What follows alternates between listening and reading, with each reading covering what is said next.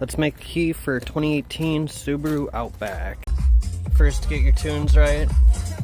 So pick Outback 2018 Smart Key, keyless system, remote learning, and it's all keys lost, so we have to just reset the smart box.